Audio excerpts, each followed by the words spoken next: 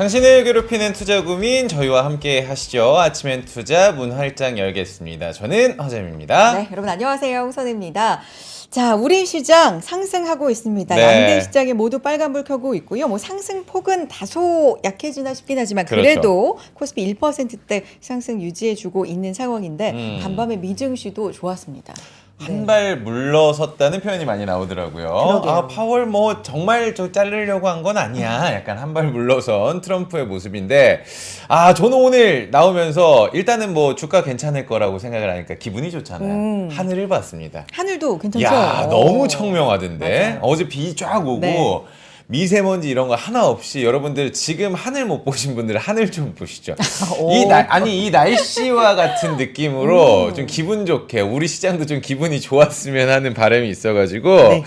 저는 어제 이제 가장 주목했던 거는 간밤에 테슬라 어떻게 될지 사실 뭐 기대를 많이 하지 않았지만 어닝 쇼크가 났는데도 주가는 올라갔단 말이에요. 이거 좀 들여다봐야 돼요. 그러니까요. 네. 이게 뭐 때문인 건지 뭐 분석은 여러 개가 나오고 있습니다만 네. 어쨌든 CEO의 거취나 뭐 이런 부분에 좀 집중했던 건지 네. 아니면 뭔가 이슈가 또 있었잖아요. 뭐 지연된다. 그렇죠. 뭐 이런 얘기도 있었는데 네. 관련돼서 좀 좋은 얘기가 있었던 건지 네. 이분과 또 함께 풀어가 보도록 하겠습니다. 그렇습니다. 수요일 네. 수상한 투자 아이디어 2주 연속 뵙습니다. 정우창 부장님 만나보도록 하겠습니다. 반갑습니다. 안녕하세요. 네, 반갑습니다. 안녕하세요. 네.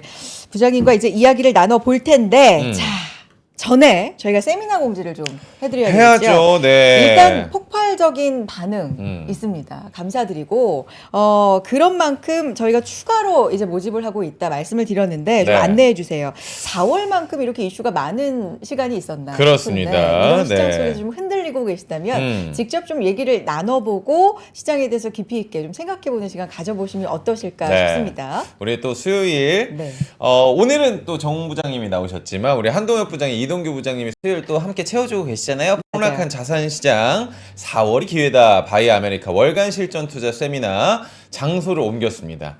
여러분들의 열화와 같은 그러니까요. 성원에 힘입어서 조금 더 넓은 장소, 본사의 장소를 다시 마련을 했다고 합니다. 지금 네. 굉장히 많은 분들이 신청을 하고 계시는데 저희가 추가 오픈을 했는데 여기도 지금 자리가 몇 자리 안 남았다고 하더라고요. 그래서 오프라인으로 투자 상담 받고 싶다, 투자 아이디어 받고 싶다 하신 분들은 저희가 링크 올려놓겠습니다. 선착순 100분을 초대하는 기회이기 때문에 여러분들 고민 있으신 분들 지금 신청 부탁드리도록 하겠습니다. 그래요. 4월 26일이니까 뭐 이번 주말이니까 토요일이죠? 네, 네. 토요일입니다. 이번 주말에 시장에 대한 논의도 하고 뭐 여의도 좀 구경도 하고 겸사겸사 이렇게 해보시면 좋을 것 같고요. 네. 여기서 뭐 미국 주식 중에서 저가 매수할 주식은 뭔지, 채권 등으로 월 분배금 만드는 포트폴리오는 어떻게 만드는지 이런 어허. 내용들 구체적으로 좀 얘기 오갈 근데 거라고요. 이게 세미나가 네. 얼마 내야 돼요? 뭐 티켓팅을 해야 됩니까? 하시는데 일단 신청하세요. 선착순 안에만 들어오시면 저희가 무료로 진행을 하는 무료 세미나이기 때문에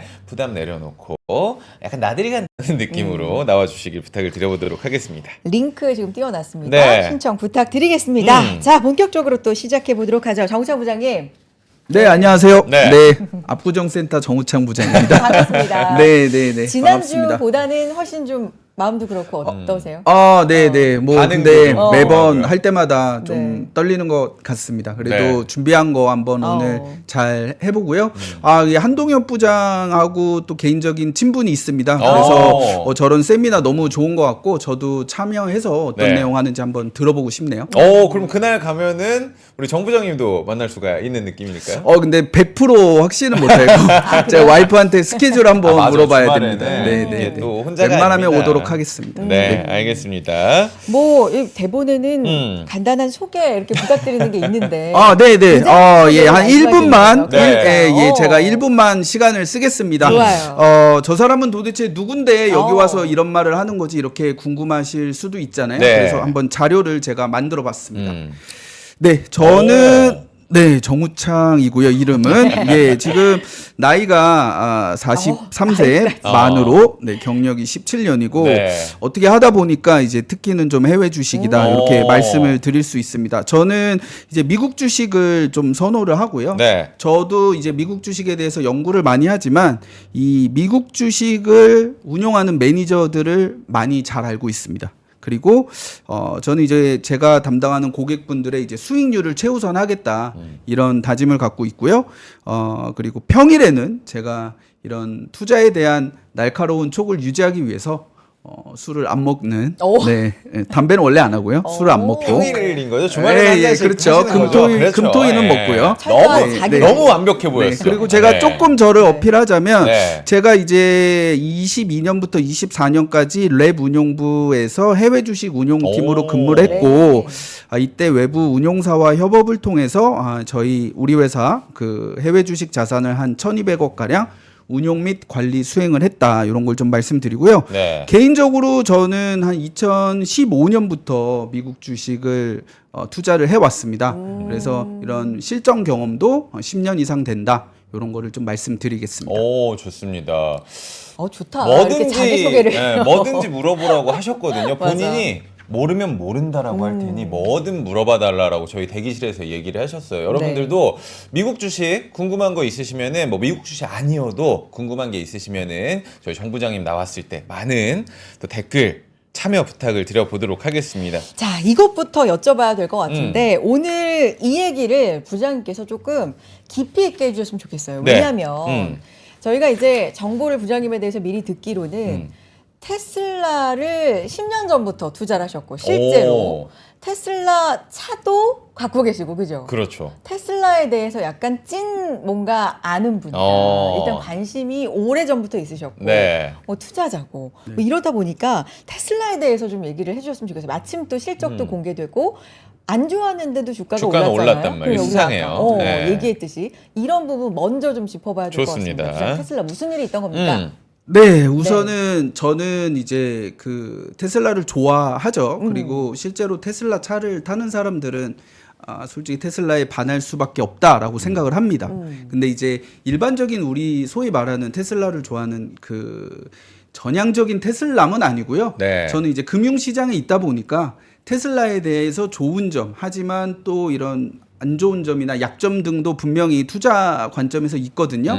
그런 것들도 같이 파악하고 있다. 그래서 좀 균형적인 시각을 갖고 테슬라에 대해서 말씀드릴 수 있다. 이렇게 우선 서두로 말씀을 드리고요. 네. 우선은 이제 어제 실적은 사실 숫자는 매우 안 좋았습니다. 그렇죠. 네, 우선 예상 EPS가 0.43달러였는데 0.27이 나오면서 미스했고 매출도 자동차 쪽이 많이 빠졌습니다. 그래서 자동차 쪽이 전년 대비 한 20%가량 하락을 하면서 실적은 좀 안 좋게 나왔죠. 근데 하지만 이런 실적이 안 좋을 것들을 이미 다 시장에서 우리가 4월 2일에 테슬라 자동차 인도량 발표가 있었습니다. 네. 그때 이미 자동차 인도량이 전년 대비 한 17% 정도 하락을 했었기 때문에 1분기 실적 좋지 않겠구나 이렇게 시장은 이미 예상을 하고 있었고요.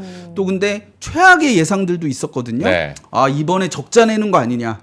예, 근데 뭐 그 정도는 아니었고 숫자적인 측면에서 뭐 안 좋은 점도 물론 많이 있었지만 그래도 투자자들 입장에서 어휴 하고 할 수 있었던 부분이 우선은 자동차 부분은 안 좋았지만 나머지 에너지 사업부나 그 다음에 서비스 사업부, 그 다음에 그 탄소 배출권 등이 잘 나오면서 전체 그로스 마진이 작년 4분기 16.8%였는데 그거를 똑같이 지켜줬습니다. 네. 네, 그리고 현금 흐름 측면에서도 지금 테슬라가 한 37빌리언 정도를 현금을 가지고 있는데 이것도 이번 분기에 한 우리나라 돈으로 1조 원 가량 늘어나면서 지금 우리나라 돈으로 한 50조 정도 테슬라가 현금을 가지고 있거든요. 그래서 이제 제가 처음 테슬라를 봤을 때만 해도 이 회사 언제 망하냐 이런 걱정이 많은 회사였는데 네. 지금은 아마 전 세계 자동차 회사 중에서 재무 관련된 그런 건전성이 가장 좋은 회사다 이렇게 이해하실 수 있을 것 같습니다. 네. 네.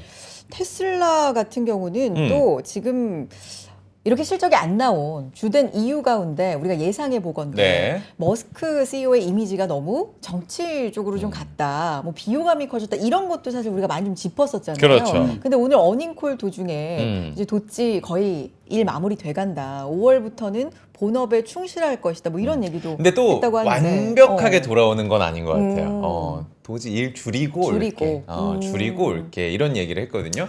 예, 그 자동차 판매에 대해서도 말씀을 드리도록 하겠습니다. 네. 사실은 매스컴에 나오는 것들은 팩트는 있지만 네. 그게 좀 더 증폭된 팩트인 경우가 많아요. 저희도 뭐 이런 유튜브 방송을 하지만 밋밋하게 전달해서는 이제 조회수가 안 나오지 않습니까? 그래서 사실 테슬라의 이번 1분기 판매량이 좀 부족했다라는 거는 물론 일론 머스크에 대한 반감 그리고 뭐 불매 운동 이런 것도 영향이 있었다라고 봅니다. 그건 특히 유럽 쪽에서 이렇게 뭐 나치 인사 비슷하게 일론 머스크가 했잖아요. 네. 그래서 그거 관련해서 일본의 그 독일 위주로 해서 조금 일론 머스크에 대한 좀 오해나 이런 억측 등이 좀 있었던 것 같고요. 특히 또 너무나 공화당 쪽으로 트럼프의 뭐 오른팔이다, 트럼프의 뭐 2인자다, 뭐 요런 내용들이 나오면서 이 민주당을 지지하는 고소득층이 테슬라의 어떻게 보면 주력 소비자층인데 그런 소비자층에 조금 반감이 있었을 수 있다. 그렇죠. 뭐 이런 건 맞습니다. 네. 하지만 판매량이 가장 1분기 안 좋았었던 거는 이 테슬라를 보시면은 원래 1분기가 조금 실적이 안 좋습니다. 차량이. 과거에도 보면 1분기에 저점을 찍고 2분기, 3분기, 4분기 이 계단식으로 올라가는 특성을 가지고 있고요. 또 이번에는 특히나 이 테슬라가 작년에 한 180만 대 정도 판매를 했는데 네. 그 중에 이제 모델 Y가 한 100만 대가 넘어갑니다. 그러면 한 차종이 한 60% 이상 판매량을 차지를 하는데 그 모델 Y가 이번에 리프레시 되면서 이 공장을 생산 라인을 한 6주 이상 네. 셧다운을 했거든요. 그러면서 물량도 없었고 소비자 입장에서는 이제 신차 나오는데 왜 구형을 사야지 이런 심리도 많이 있었을 그렇죠. 것 같습니다. 네. 그래서 주요한 요인은 모델 Y 리프레시가 가장 큰 영향이었고 일론 머스크의 그런 반감 이런 것도 뭐 일부 영향은 있었지만 그게 또 메인은 아니었다 이렇게 말씀드릴 수 있어요. 출시 지연에 대한 이슈는 이야기가 좀 나왔나요? 네, 그리고 이제 이번에 실적을 발표를 하면서 주가가 그래도 조금 긍정적으로 반응했던 이유는 재무적인 실적은 분명히 뭐 좋진 않지만 이 한 세 가지 정도 요인이 있습니다. 네. 첫 번째는 이 테슬라의 올해 2025년 투자 포인트는 이 두 가지 정도로 원래 시장에서 생각을 하고 있었어요. 첫 번째는 어포더블 모델, more 어포더블 모델. 뭐 우리나라로 번역하면 조금 없어 보이는데 저가형 모델. 저가형 모델. 네, 저가형 모델. 네. 테슬라에서는 more 어포더블 모델 이렇게 얘기합니다. 이제 그 모델이 출시될 수 있느냐? 뭐 요 부분이 있었는데 일론 머스크가 상반기 내에 출시할 거다 이렇게 확정을 지었고 지금 4월인데 6월 안에 출시되는 거를 뭐 픽싱을 했기 때문에 시장에서는 이런 부분도 좀 긍정적으로 본 것 같고요. 그 다음에 이제 6월에 오스틴에서 비감독 자율주행 로보택시 사업을 시작할 거다. 예, 요 부분도 다시 한번 확인을 해줬다. 요 두 부분이 원래 테슬라의 25년 투자 메인 포인트였는데 네. 이 부분에 대한 연기는 없었다라는 부분이고요. 그 다음에 아까 우리 사회자분이 말씀해 주신 대로 일론 머스크가 이제 5월까지 이제 그 도지 사업부에서의 일을 뭐 어느 정도 마무리하고 테슬라 쪽에 좀 전념하겠다 이런 발언도 투자자들에게 조금 심리를 좀 이렇게 올려줄 수 있는 내용이 아니었나 싶습니다. 사실 테슬라는 밸류에이션 상으로는 투자를 할 수 없는 사실 좀 말이 안 되는 기업이죠. 그래서 네. 저도 매니저분들 만나보면 이런 밸류에이션이 비싸기 때문에 테슬라를 투자 안 하시는 분들도 많습니다. 근데 사실 테슬라는 일론 머스크에 대한 배팅이라고 보시면 되거든요. 네. 머스크가 결국은 로봇도 해낼 거고 네. 자율주행도 해낼 거고 그거에 대한 믿음이 사실 테슬라 주가를 유지를 하고 있는데 머스크가 다시 테슬라에 전념한다. 이런 부분은 테슬라 주가에 굉장한 호재가 되었다. 이렇게 말씀드릴 수 있습니다. 오직 머스크에 대한 믿음으로 가는 거예요? 배팅을. 테슬라를 볼 때는? 그렇죠. 왜냐하면 너무 리스크가 크잖아요. 예. 한 사람의 네. 네, 맞습니다. 네. 근데 사실은 일론 머스크가 하려고 하는 게 지금 테슬라의 사명이 지금 조금씩 뭐 바뀌고 있는데 그 전에는 이제 지속 가능한 그 에너지로의 전환이었는데 지금 이제 로봇을 통해서 지속 가능한 풍요로 간다 우리 사회가 그거에 대한 본인의 그런 그 철학을 실행할 수 있는 게 사실 테슬라잖아요. 네. 그렇기 때문에 일론 머스크가 테슬라에 대해서 조금 소홀한 국면들이 과거에도 좀 있었습니다.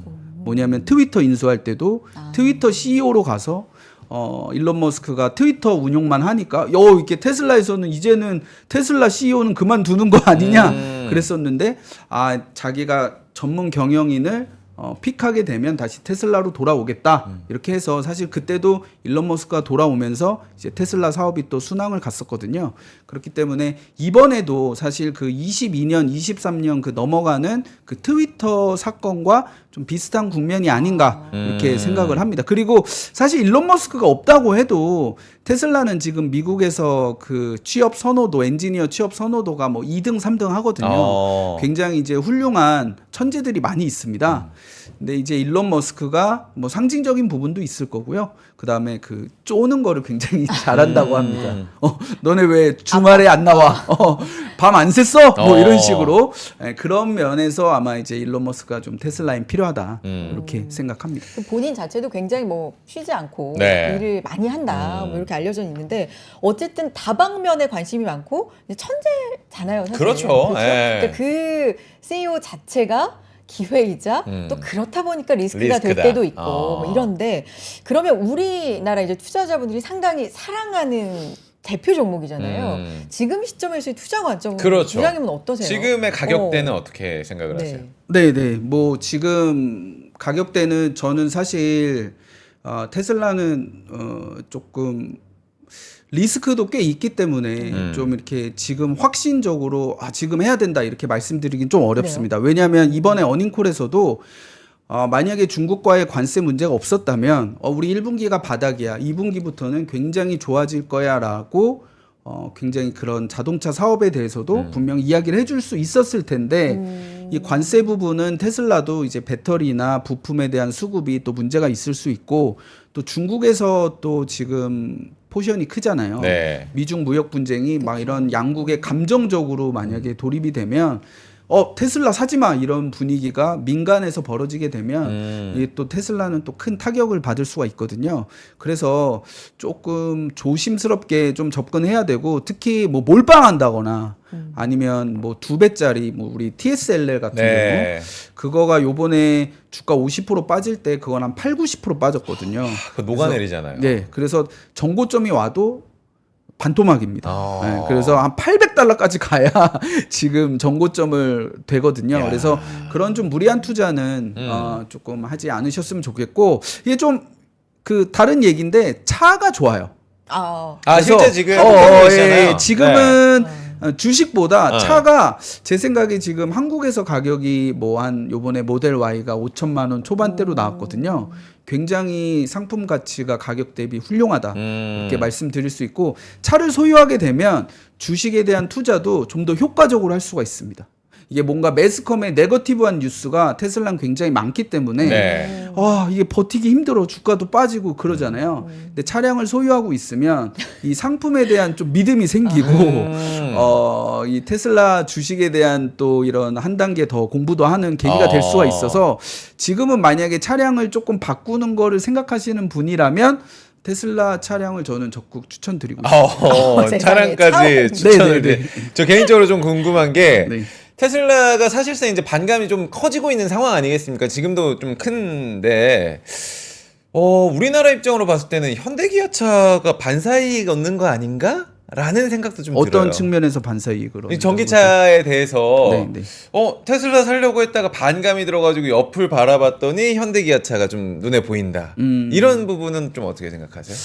그런데 이렇게 얘기하면은 좀 뭐 싫어하시는 분들도 있을 것 같은데 뭐 그렇게 직접적인 경쟁 관계는 아닌 것 같아요. 아, 그래요? 네. 그러니까 지금 뭐 둘 다 이렇게 잘하는 쪽으로 가야 되는 거고 테슬라를 안 하니까 뭐 현대 기아 뭐 사실 그럴 것 같지는 않습니다. 아, 그래요? 네. 그러면 이제 경쟁 구도로 일반적으로 얘기를 많이 하는 게 중국 전기차가 상당히 많이 가성비도 그렇고 뭐 그렇죠. 기술도 그렇고 기술도 많이 올라왔다. 뭐 비아드 이런 얘기 많이 하는데 혹시 이제 테슬라 타고 계시니까 그런 부분도 실제 어떤 자동차 측면에서 비교해 보신 적이 혹시 있으실까요, 부장님? 네, 요새 사실은 그 중국에서 굉장히 핫한 회사가 그 샤오미거든요. 네. 샤오미 SU7 같은 경우가 오히려 테슬라 모델 3보다 더 인기가 많습니다. 근데 그거는 이제 한번 잘 생각을 해보셔야 되는 게 이 테슬라와 중국차 간의 경쟁은 이 중국 시장에 한정된 것입니다. 네.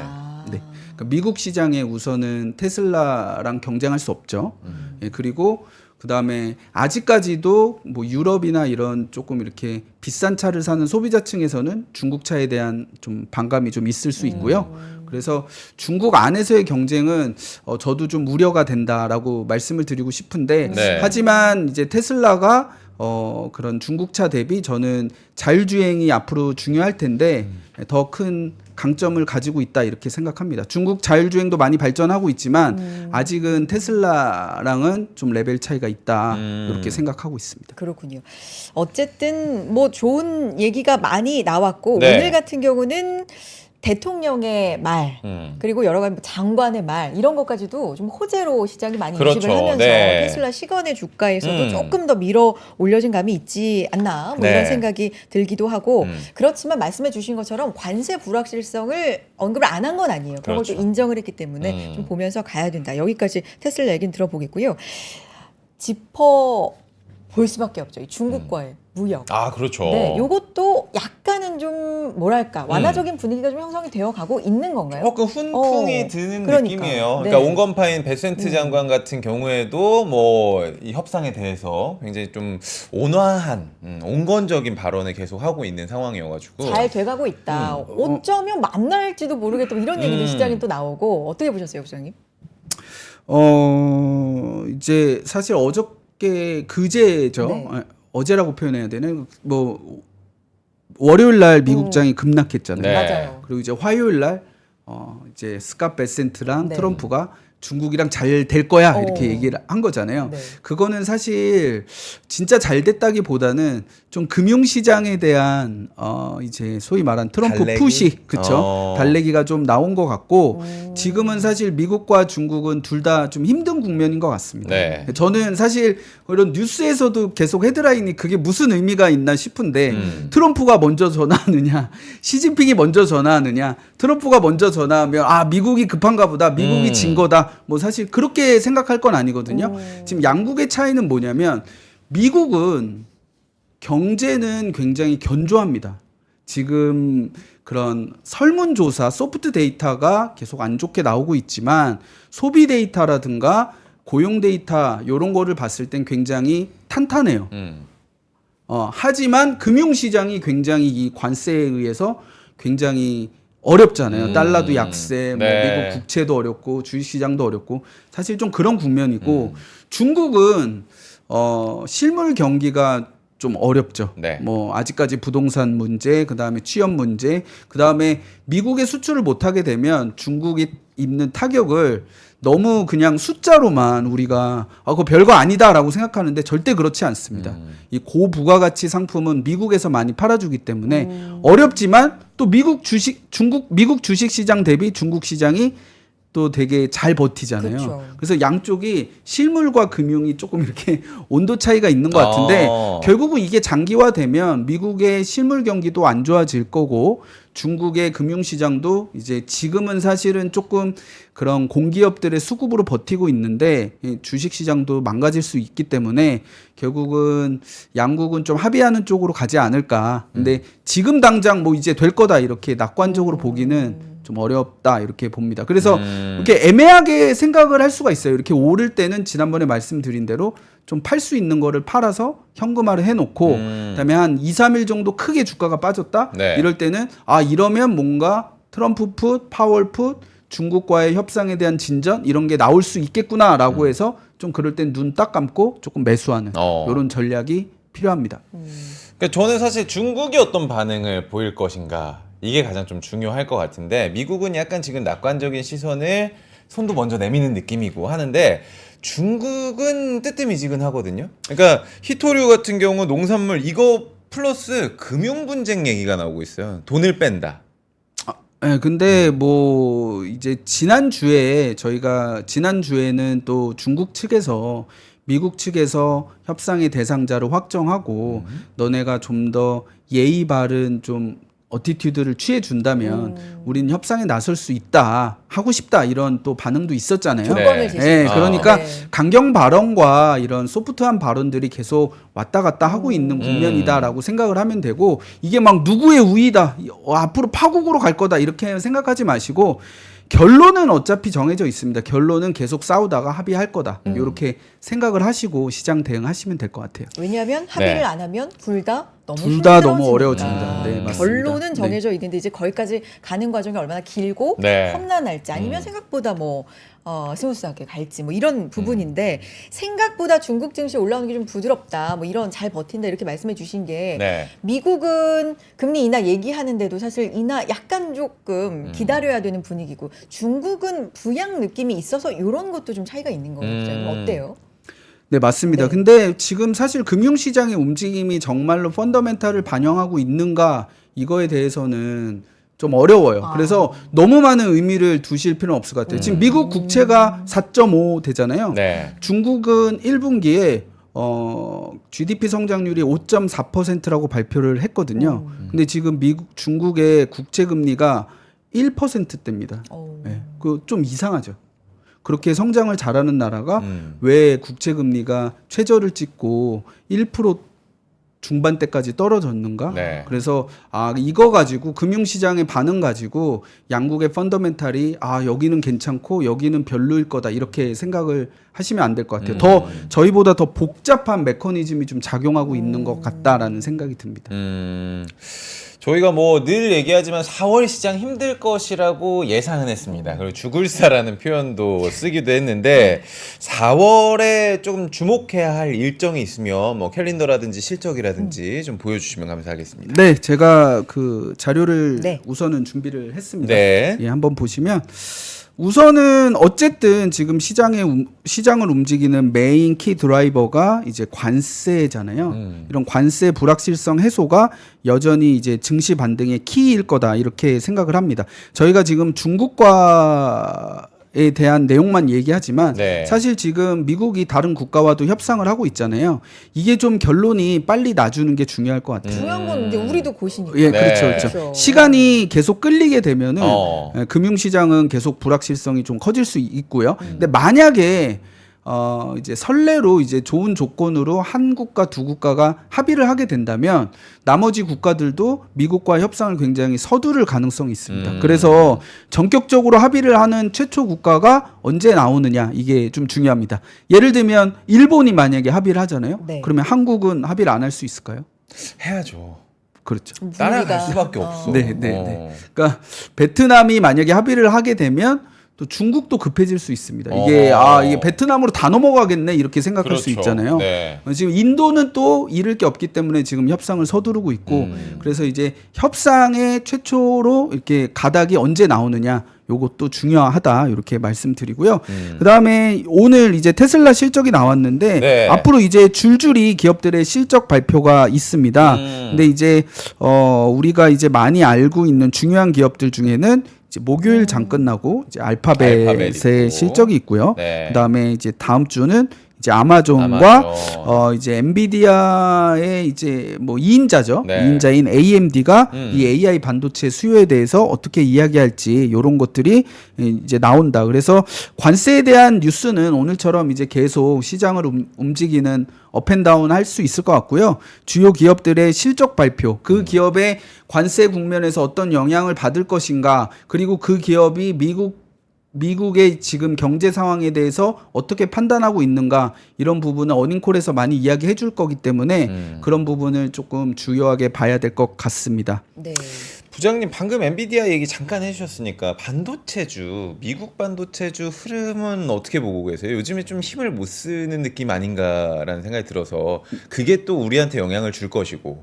맞습니다. 근데 사실 그 좋은 점과 나쁜 점이 있겠죠. 근데 AI 반도체 같은 경우는 이번에 TSMC 실적 발표를 보면 어쨌든 여러 가지 우려 사항이 있지만 실적 좋았는데. 네, 그렇죠. 네. 그 반도체 수요에 대해서 줄어듦을 느끼지 못하고 있다. 네. 뭐 이렇게 얘기하고 있고 AI 반도체는 연평균 50% 가까이 성장할 거다라는 좀 이런 언급을 해줘서 실제 상황은 그렇게 뭐 나쁘지 않은 것 같아요. 그리고 뭐 내일 우리나라 하이닉스 실적 발표도 있지만 네. 그래서 이제 실적은 탄탄하고 이 업황은 나쁘지 않은데 이제 투자 심리적인 측면에서 앞으로 이 중국과의 문제 때문에 이런 중국 쪽 매출이 좀 어려워진다거나 아니면은 이제 다른 기업들이 경기가 둔화가 되면 아무래도 실적에 대한 부담 때문에 투자를 좀 늦추는 거 아니냐 이런 우려들이 작용을 하고 있는 것 같습니다. 그래서 현실은 괜찮은데 이제 향후 전망에 대해서 좀 걱정하는 단계다 이렇게 생각하시면 될 것 같아요. 네.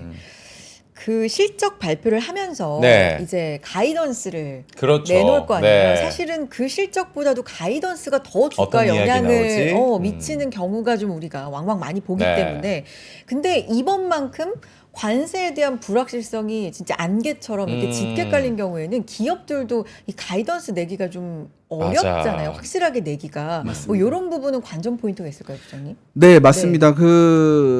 지금 사실 지금까지 나온 미국 기업들 실적을 보면은 굉장히 양호한데요. 네, 근데 앞으로 안 좋아질 거 아니야. 이거에 대한 좀 우려가 있는데 제가 좀 대표적인 최근에 실적 발표한 기업들 사례를 좀 가져왔거든요. 네. 자료를 한번 보시면 우선은 아메리칸 익스프레스라고 이제 신용카드 업체인데 4월 17일에 실적을 발표를 했고요. 네.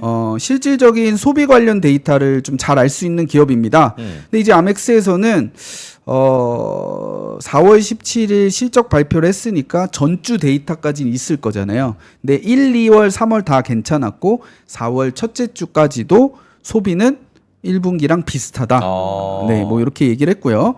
그다음에 상품 및 서비스 지출이 2024년보다 더 빠른 속도로 증가하고 있다. 그다음에 항공사 부분은 좀 줄었지만 레스토랑이나 숙박은 계속해서 강세다. 이렇게 어닝콜에서 이야기를 했습니다. 네. 그래서 아직은 양호하다. 그래서 시장에서는 저 안 좋은 얘기 좀 빨리 나오면 안 좋게 해야지 반응해야지라고 생각을 했는데 실질적으로 앞단에 있는 기업에서는 아직까지 미국의 소비 둔화를 느끼지 못하고 있다라는 거고요. 그다음에 이제 저희 유명한 넷플릭스가 있죠. 네. 그래서 넷플릭스 같은 경우도 컨텐츠의 그런 그 추이를 볼 수 있지만 또 최근에 광고 사업도 굉장히 넷플릭스가 강조하고 있거든요. 네. 그래서 광고 사업은 좀 어떤가 이런 걸 좀 파악을 할 수 있는데 첫 번째로 넷플릭스의 언급은 소비에 대한 문제가 없다라고 이야기를 했습니다. 그리고 올해 광고 매출은 전년 대비 2배 이상 커질 거고 그다음에 소비가 좀 어렵고 경제가 좀 안 좋아지는 부분에 대한 시그널일 수 있는 저가 제품으로의 그런 선택이나 믹스 변화, 구독 이탈에 대한 큰 변화는 없다. 이렇게 이야기를 했습니다. 그러니까 지금 이럴 수 있을 것 같아요. 제가 이렇게 이야기하는 게 앞으로 미국은 전혀 문제가 없고 미국 시장은 괜찮다라고 이야기하는 게 아닙니다. 네. 하지만 이 매스컴을 보면 앞으로 경기가 침체되고 둔화되고 관세가 되면 인플레가 되고 그러면 소비가 둔화되고 뭐 이런 식으로만 몰아가고 있는데 실제 저희가 23년을 한번 기억을 해보시면 금리가 0에서 5.5%까지 올라갔어요. 네. 그럼 이거 이제 미국 무조건 침체 온다. 다 그런 내러티브가 지배했었거든요. 근데 23년에 그렇지 않았습니다. 네, 미국 경제는 굉장히 견조했고 그다음에 주식 시장도 굉장히 좋았거든요. 그래서 지금 관세에 대한 부분은 네거티브한 거 분명합니다. 안 좋은 건 분명한데 너무 부정적으로만 뭐 이렇게 볼 필요는 없다. 네, 좀 추이를 봐야 된다. 이렇게 생각을 하고요. 아직까지는 이런 걱정은 많지만 실제 안 좋아지는 부분은 기업단에서는 느끼지 않고 있다. 이렇게 아까 TSMC도 제가 말씀드렸죠. 예. 근데 부장님 그때 이제 23년 말씀을 해주시니까 그런 가운데 이제 약간 구세주처럼 나타났던 섹터랄까요? 이렇게 증시를 끌어올린 게 AI잖아요. 그렇죠. 워낙에 기술주들이 이제 테크주들이 좀 시장을 끌어줬었는데 지금은 비교를 해보면 올라올 만큼 많이 올라와서 목에 찼다라는 평이 사실 작년까지도 있었던 터라 이게 계속 성장을 할 수 있을까? 뭐 이런 부분인 건데 어떻게 봐야 돼요? 네, 아까 최초에 테슬라 이야기를 했잖아요. 네, 그렇죠. 저는 사실 그 테슬라라는 그 기업 하나도 중요하지만 이 미국 시장 전체 미국 주식 시장에서 이제 앞으로 테슬라의 위치가 굉장히 중요하다라고 생각합니다. 그러니까 테슬라가 무조건 된다라고 하는 게 아닙니다. 근데 미국 시장이 좀 단도직입적으로 말씀드리면 이제 앞으로 미국 시장이 되려면 테슬라가 좀 돼야 된다라고 생각을 합니다. 그 네. 이유는 네. 지금 사실은 우리가 챗GPT 오픈 AI에 굉장히 열광했었죠. 맞아요. 그리고 거기에 대한 투자가 엄청나게 됐었고. 근데 중국이 딥식이 나오면서 이게 미국만 할 수 있는 게 아니구나. 저기에 얼마나 큰 밸류를 줄 수 없을 수도 있겠구나. 이런 걱정을 했잖아요.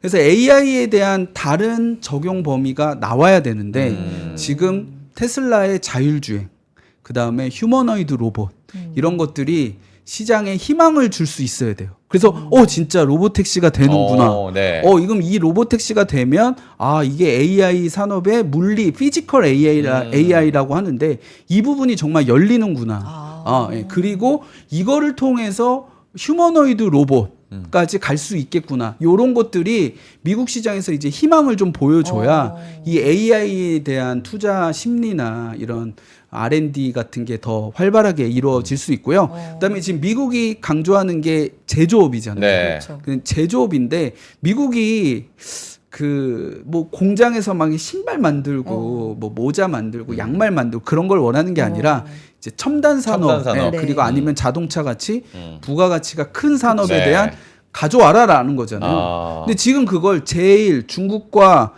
그래도 대치해서 경쟁할 수 있는 기업이 테슬라입니다. 테슬라가 전기차를 미국에서 만들고 있고요. 배터리도 미국에서 만들고 있고 그다음에 리튬이나 광물 같은 경우도 미국에서 직접 채취를 하고 있거든요. 그래서 이제 향후 그런 피지컬 AI나 첨단 제조업으로 갔을 때 좀 테슬라가 이제 미국에서도 충분히 가능하다 이런 심볼이 좀 돼야 다른 기업들도 좀 투자가 활발해질 수 있다 이렇게 생각을 하고 있습니다. 그래서 테슬라를 사자가 아니라 여기서 테슬라가 되게 중요합니다. 중요한 예, 전체 미국 시장을 통틀어서도 굉장히 중요한 지금 위치에 있다. 네네. 그냥 아마 일론 머스크가 옆에서 트럼프에 대해서 많이 봉사했잖아요. 그러니까 트럼프가 아마 테슬라의 그런 향후 산업에 대한 뭐 이런 규제 부분이라든가 아니면은 제조업을 이렇게 할 수 있는 좋은 토대 같은 거를 아마 일론 머스크한테 많이 좀 어드바이스도 받고 또 도와줄 부분은 좀 도와주지 않겠나 또 이렇게 생각할 수 있는 거죠. 네, 테슬라를 보면은 예전부터 특히나 이 남자분들이 뭐 여자분들도 좋아하지만 남자분들이 이 자동차 엄청 좋아하시는 분들 많거든요. 테슬라 처음 나왔을 때 우와 입 벌어졌는데 이제는 더 많은 기대감을 하고 있어요. 그래서 뭔가 발표를 했을 때 테슬라가 이것밖에 못해? 그러다 보니까 점점 일론 머스크도 생각이 좀 많아질 것 같은데 근데 테슬라 실적이 일단 나오지 않았습니까, 부장님? 네. 이 실적 부진이 앞으로 이제 벌어질 빅테크들의 실적 이 첫 스타트가 테슬라가 이렇게 부진이야? 다른 것들도 조금 뭐 기대감 떨어지는 거 아니야? 좀 프리뷰를 해주시면 어떤 이야기를 네, 좀 준비를 자료를 통해서 좀 말씀을 드릴게요. 근데 어찌 됐건 지금 1분기까지는 그런 다른 빅테크 기업들도 실적이 크게 망가지진 않았을 거다라고 생각을 하고요. 근데 이제 향후 전망이 굉장히 중요한 부분인데 기업들마다 관세의 영향을 받는 게 차이가 있습니다. 우선은 테슬라, 애플, 엔비디아는 중국에 직접적인 매출이 있고 그게 타격을 받을 수 있기 때문에 좀 악영향이 있겠죠. 네. 반면에 마이크로소프트나 메타, 구글 같은 경우는 이제 중국 쪽에 대한 비중 포션이 좀 많이 없고 제조업 비중이 없죠. 다 소프트웨어 광고 사업이니까요. 좀 영향이 좀 덜할 수 있고 아마존 같은 경우는 조금 혼재돼 있는데 이런 뭐 알리나 테무와의 경쟁이 이제 없어졌기 때문에 그런 부분은 좀 좋을 수 있지만 이 아마존에서 파는 제품 중에도 중국산이 굉장히 많은 비중을 차지하고 그다음에 만약에 우리가 걱정하는 인플레로 인한 소비 둔화가 나타났을 때는 아마존도 좀 타격을 입을 수밖에 없다라는 부분이고요. 이거 좀 자료 있어요? 네, 자료 한번 네네. 제가 네네. 띄워놨는데 한번 좋습니다. 봐주시겠어요? 네. 네. 이제 이런 엔비디아, 브로드컴, TSMC 이런 부분들을 보면 실적이 아직까지는 하향 조정되고 있진 않아요. 네네. 하지만 이게 또 이거 너무 큰 걸 바라는 거 아니야라고 생각할 수 있는데 이런 상향의 강도가 줄어들고 있다. 여기서 이렇게 크게 올랐는데 조금밖에 안 오르네. 뭐 이렇게. 그리고 올라서 이제 멈춰 있네. 요런 부분은 모멘텀의 가속화는 조금 줄어들었다. 이렇게 보는 거죠. 근데 만약에 이게 요렇게 밑으로 간다라고 하면은 주가는 좀 충격이 있을 수 있지만 지금까지는 괜찮다. 이렇게 말씀드리고요.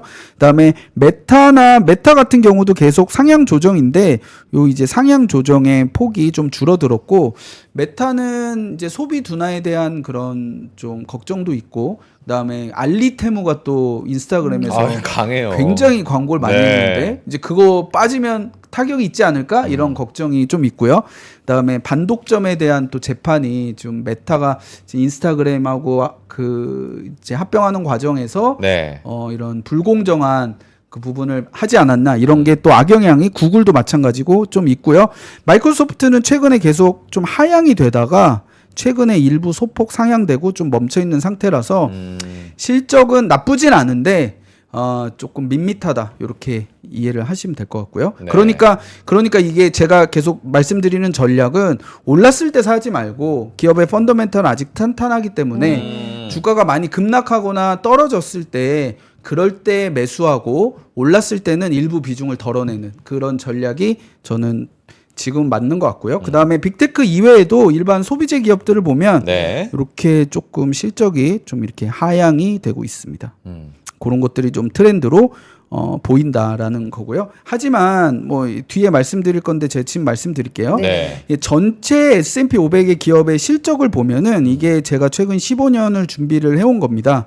이게 미국 기업이 이게 굉장히 괜찮은 거죠. 이렇게 계속 올라가는 트렌드죠. 여기가 이제 내려갔을 때가 2020년이거든요. 저기 EPS.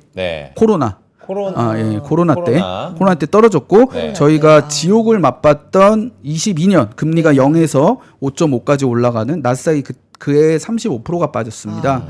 하지만 그 해에도 어닝이 빠지진 않았어요.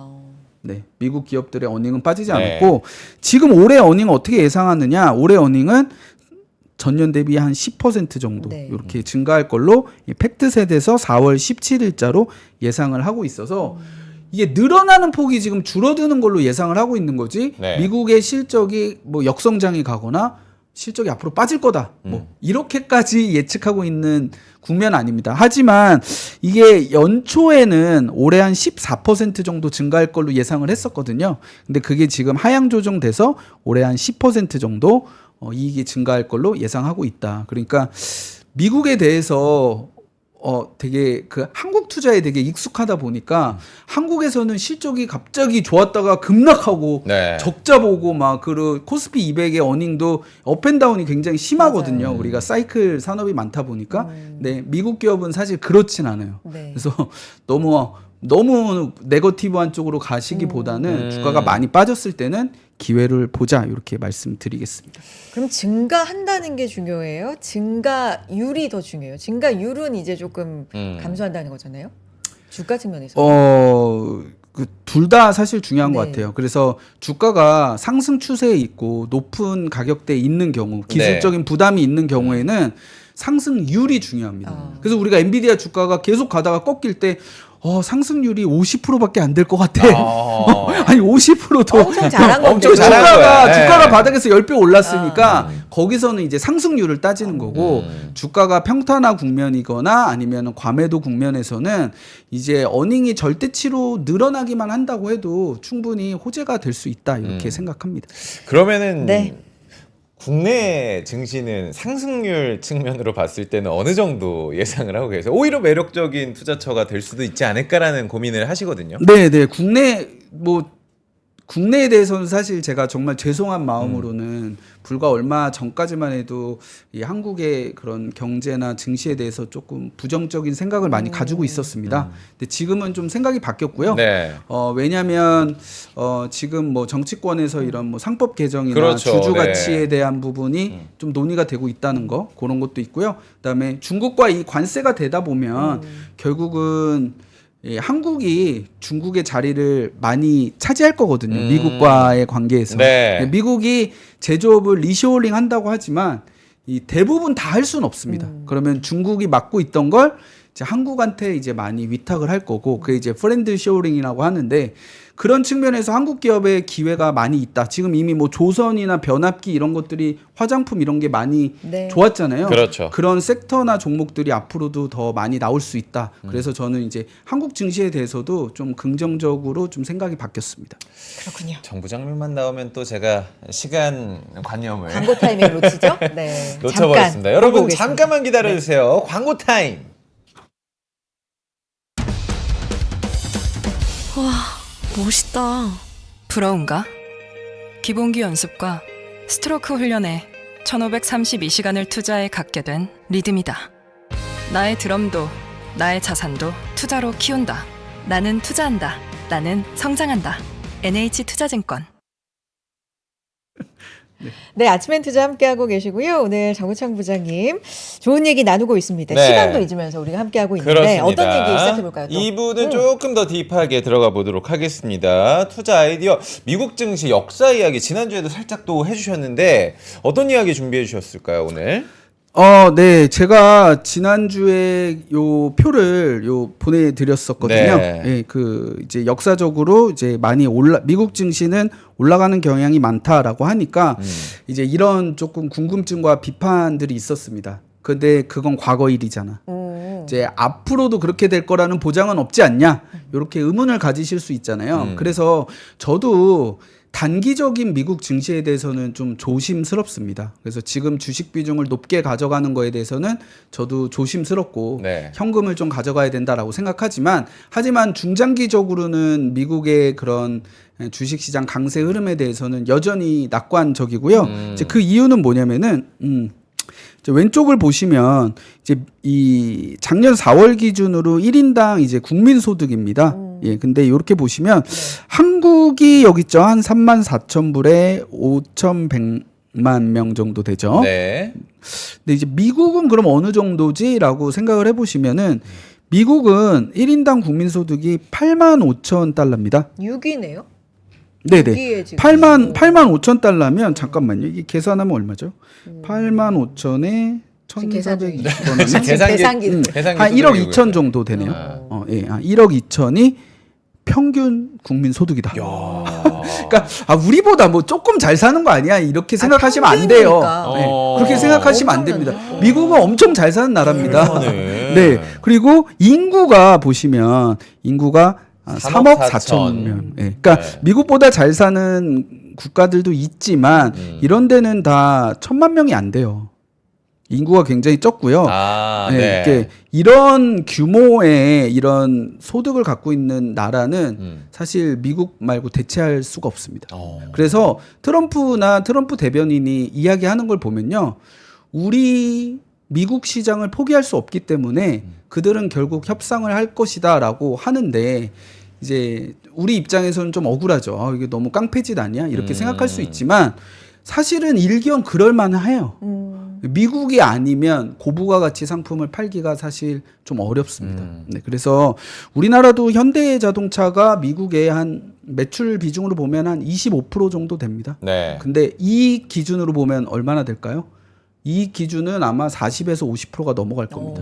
그러니까 미국이랑 그럼 우리 장사 안 하고 다른 데랑 하자라고 할 수가 없어요. 그러니까요. 네, 그래서 이 미국의 소비 시장 이 규모가 엄청나게 크다라는 거고 네. 향후 전망을 보면 사실 우리나라나 중국이나 일본이나 뭐 유럽의 여러 국가들도 굉장히 고령화를 겪고 있잖아요. 근데 미국은 아직까지 자유롭습니다. 이 인구 통계를 보시면 미국에서 가장 인구가 많은 연배가 91에서 93년생입니다. 제 또래들입니다. 그래요. 제일 많아요. 네, 제일 많고. 근데 그 30대 제일 많죠? 그거와 균등하게 제일 많은 게 10대입니다. 네. 2010년에서 그래요? 2013년. 그러면 이제 사실 노동력을 네. 우리는 걱정을 하고 우리 있는데 첫째가 13년생. 그러니까 딱. 거기가 지금 제일 많은 거예요. 그러니까 이게 인구도 인구지만 인구의 이제 퀄리티가 굉장히 괜찮다라는 거고요. 네. 그다음에 지금 미국도 출산율 줄어들지 않냐 하지만 미국 출산율은 1.7명입니다. 1.7. 우리는 0.7명. 예, 근데 미국은 또 이민도 받잖아요. 그래서 이런 인구를 조사하는 기관에서는 2050년까지 인구가 늘어나는 유일한 선진국은 이제 미국이다라는 거죠. 야, 유일한 선진국이에요? 네, 유일한 선진국이죠. 야, 지금 우리 창준님께서도 야, 망할 수가 없는 나라네. 그러니까 인구로만 보면은. 그러니까 진짜. 저는 이제 이런 생각을 가지고 있으니까 단기적으로는 관세가 어렵죠. 근데 여기서 무조건 사야 된다. 이거는 저도 아니라고 생각해요. 근데 많이 빠졌을 때는 이런 저력을 좀 믿어보자라는 거고요. 예. 그리고 뭐 아까 이익이 기업 이익이 계속 늘어난다. 미국 기업은 늘고 이건 있다. 말씀드렸고요. 네. 그다음에 이제 이게 주주 환원율이라는 게 있습니다. 그러니까 네. 내가 돈을 벌면 얼마를 주주한테 돌려주냐. 그게 배당과 자사주로 됩니다. 근데 미국은 92예요. 92. 이게 비교를 좀 해봐야 될 거예요. 우리나라 우리나라는 29고. 야. 근데 92. 저는 근데 한국도 괜찮다고 생각해요. 그래요? 왜냐하면 너무 낮으니까 음. 이게 좋아질 룸이 여지가 많다. 있어. 아, 예, 그렇죠. 그런 측면에서 굉장히 솔직히 이렇게 낙관적으로. 애매한 애들보다는 어. 오히려 전 여기서 희망을 보는 겁니다. 근데 지금 당장은 이렇게 되는 거죠. 그래서 예를 들면 뭐 자녀분들이 없겠지만 네. 내가 남편이 돈을 잘 벌어서 결혼을 했다고 쳐요. 근데 남편이 월 한 1억씩 버는 겁니다. 근데 집에 옆집 남편은 9,200만 원 갖다 주고요. 근데 어떤 집은 3,000을 갖다 줘요. 어디서 까먹고 온 거야? 그러니까 이제 뭐 다른 데 쓰거나 뭐 네. 자기 취미 활동을 쓰거나 뭐 이럴 수 있겠죠. 그래서 미국이 밸류에이션이 좀 비싸도 어그리할 수가 있는 겁니다. 버는 돈을 다 해주니까요. 그리고 이익률, 자기 자본 이익률 같은 경우도 네. 이렇게 미국이 좀 높고요. 이게 이익률이 지금만 높은 거 아니야가 아니라 한 10년, 한 15년 전, 뭐 2005년과 비교를 해보면 이게 ROE가 이렇게 계속 늘어나는 추세가 이제 미국이고요. 네. 기타 국가들은 이제 소폭 하락하거나 이제 우리는 왜 이렇게 많이 하락해요? 코스피는 많이 하락했죠. 예. 왜냐하면 이제 자본을 쌓아두고 그걸 주주 환원하지 않고 그래서 PBR 가치는 높지만 ROE가 낮죠. 하지만 저도 여기서 아까 말씀드린 대로 이게 너무 낮기 때문에 올라갈 오히려. 올라갈 여지가 있다 이렇게 생각을 합니다. 마지막 관심 종목입니다. 넷플릭스. 저도 요즘에 진짜 넷플릭스 콘텐츠 많이 보는데 한번 네. 짚어주시죠. 죄송합니다. 이게 뭐 시간이 많이 없어서 간단하게만 이야기를 하겠습니다. 네. 네. 그러니까 요걸 좀 먼저 말씀드려야 될 것 같아요. 여기서는 제가 1분만 요걸 말씀드리면 네. 지금 투자 아이디어는요. 변동성 국면이잖아요. 그래서 너 너무 뻔한 얘기 하는 거 아니야? 이렇게 생각하실 수도 있지만 급락했을 때는 인덱스가 정답입니다. 종목을 어설프게 고르잖아요. 빠질 때 많이 빠지고 올라갈 때 못 올라가거든요. 어제 나스닥이 거의 한 2.8% 올랐죠. 그것보다 못 오른 종목이 많아요. 그리고 얼마 전에 4월 달에 트럼프 풋이 있었을 때 네. 나스닥 지수가 12% 올랐습니다. 그거면 굉장히 훌륭한 수익률이라고 생각을 하셔야 돼요. 그래서 어설프게 지금 이 급락장에 종목 매매는 좋지는 않아요. 근데 만약에 그래도 내가 종목을 고른다라고 하면은 관세에 영향이 없는 종목. 그러니까 지금 제가 넷플릭스를 뭐 소개를 드리겠지만 네. 넷플릭스를 지금 사야 된다 뭐 이런 말도 있지만 이 넷플릭스에서 얻을 수 있는 아이디어는 관세가 영향이 없어야 돼요. 이 관세 국면이 해결이 갑자기 될까요?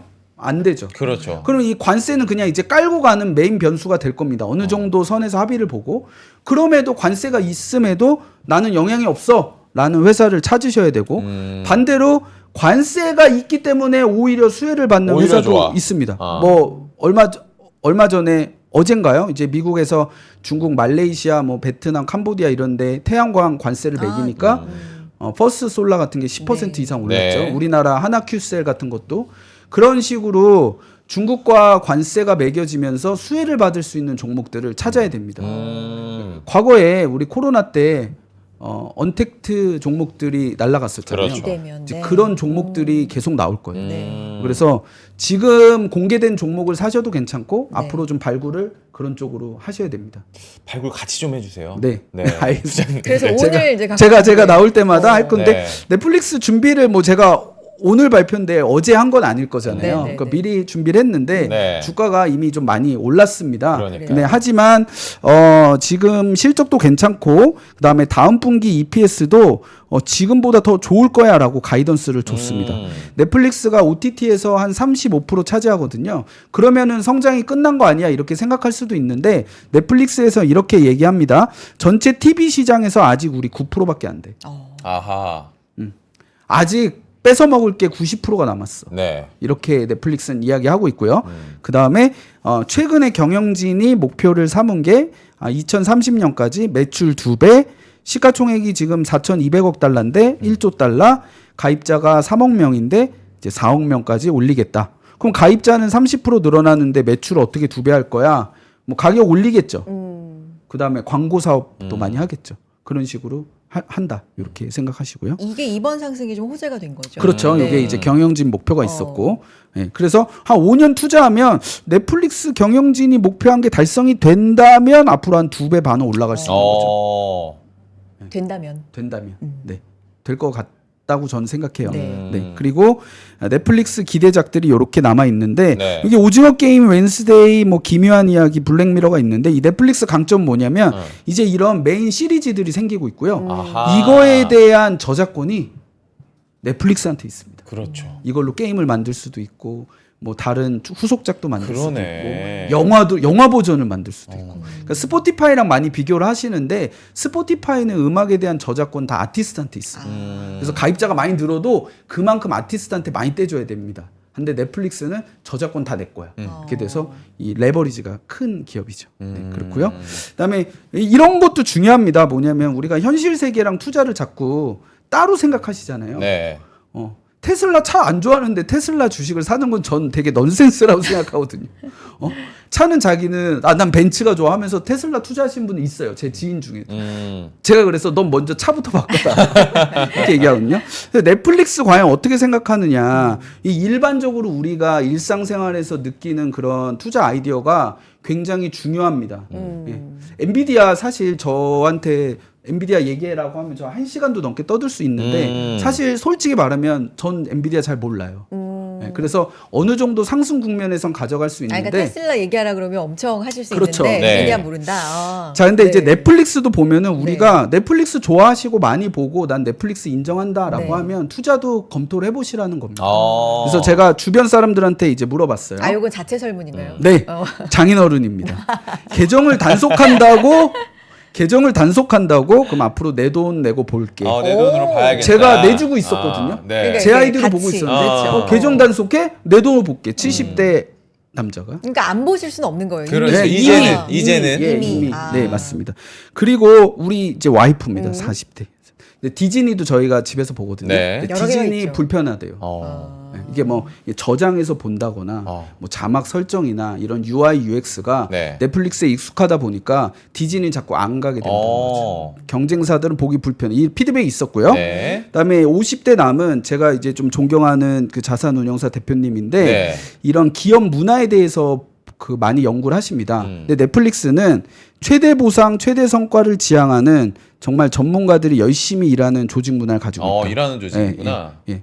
정말 하드워킹. 네. 하지만 돈은 최대한 주는. 이건 넷플릭스 내부 문화에 대해 잘하는 분인가 보다. 네, 맞아요. 그죠? 네, 오. 맞아요. 예, 예. 네. 그러니까 디즈니랑 비교되죠. 디즈니는 정치 문화.